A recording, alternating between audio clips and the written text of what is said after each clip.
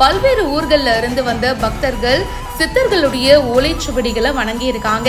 பழனி ஆதீனம் சிவானந்த புலிப்பாணி பாத்திர சுவாமிகள் கலந்துகிட்டு பக்தர்களுக்கு ஆசியும் வழங்கினாரு. இத பத்தி உங்களுடைய கருத்துக்களை ஷேர் பண்ணுங்க. இப்பவே பிஹைண்ட் ரூட்ஸ்க்கு சப்ஸ்கிரைப் பண்ணுங்க. வீட்டு முன்னாடி பதப்படுத்தப்பட்ட நரி தலை தொங்கிய சம்பவம் பெரும் பரபரப்பை ஏற்படுத்தியிருக்கு.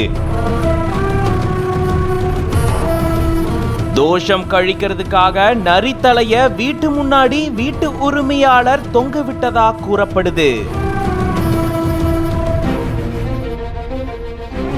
வீட்டு உரிமையாளர் மற்றும் பதப்படுத்தப்பட்ட நரியினுடைய தலைய விற்பனை செஞ்ச நபரை போலீசார் கைது செஞ்சிருக்காங்க.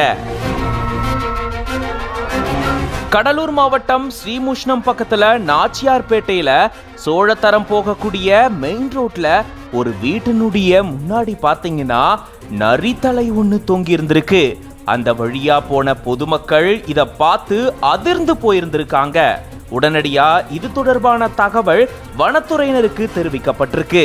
சிதம்பரம் வனத்துறை வனவர் பன்னீர்செல்வம் தலைமையிலான குழுவினர் சம்பவ இடத்துக்கு போயிட்டு வீட்டு முன்னாடி கட்டி தொங்க விடப்பட்டிருந்த பதப்படுத்தப்பட்ட நரித்தலைய கைப்பற்றி இருந்திருக்காங்க.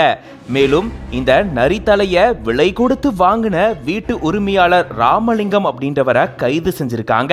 மேலும் இந்த நரித்தலைய விற்பனை செஞ்ச ஸ்ரீமுஷ்ணம் பகுதியை சேர்ந்த 70 வயதான ராஜி அப்படின்றவரையும் போலீசார் கைது செஞ்சு தீவிர விசாரணையை மேற்கொண்டுட்டு வராங்க. இவங்க இந்த விலங்க கொலை செஞ்சது உறுதியானா 3 ஆண்டுகள் வரைக்கும் சிறை தண்டனை கிடைக்கும் அப்படின்னும் 50,000 முதல் 2.5 லட்சம் வரைக்கும் அபராதம் விதிக்க வாய்ப்பு இருக்கிறதாகவும் கூறப்படுது. இந்த சம்பவம் அந்த பகுதியில பெரும் பரபரப்பை ஏற்படுத்தி இருக்கு.